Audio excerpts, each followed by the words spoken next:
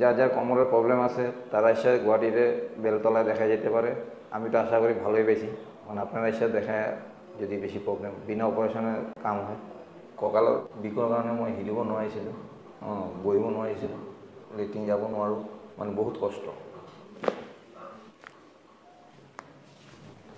95% আৰাম পাই গ'ল। নমস্কাৰ। নমস্কাৰ। ক'ৰ পৰা আহিছে আপুনি? মই যোৰহাট। যোৰহাট মৰিয়ানী। কি নাম আপোনাৰ? কাজল দে। অ'কে। ইয়াতে অহা বিশেষ কাৰণ কি আছিলে? বিশেষ কাৰণ হ'ল যে মোৰ কঁকালৰ বিষৰ কাৰণে মই হিলিব নোৱাৰিছিলোঁ, বহিব নোৱাৰিছিলোঁ, লেট্ৰিন যাব নোৱাৰোঁ, মানে বহুত কষ্ট। তো আজি 3 দিনৰ ভিতৰত 95% আৰাম পাই গ'ল। চিয়'ৰ? চিয়'ৰ। মোক লাগি আছে আজি 4 দিন তেখেতৰ কৰা হ'ল, 2 দিন, আজি 3 দিন। 3 দিন।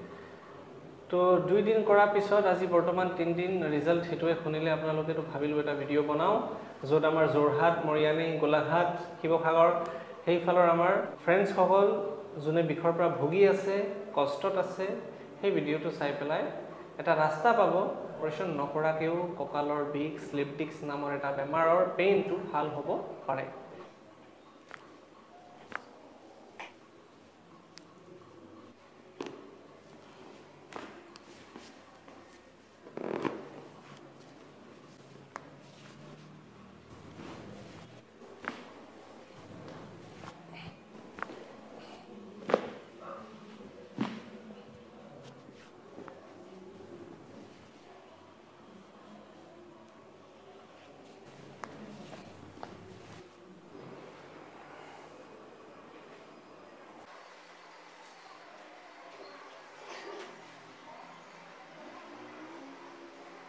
ঠিক আছে।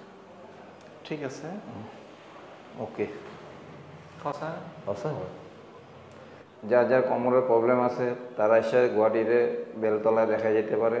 আমি তো আশা করি ভালোই পেয়েছি। এখন আপনারা এসে দেখা যান যদি বেশি প্রবলেম বিনা অপারেশনে কাম হয়।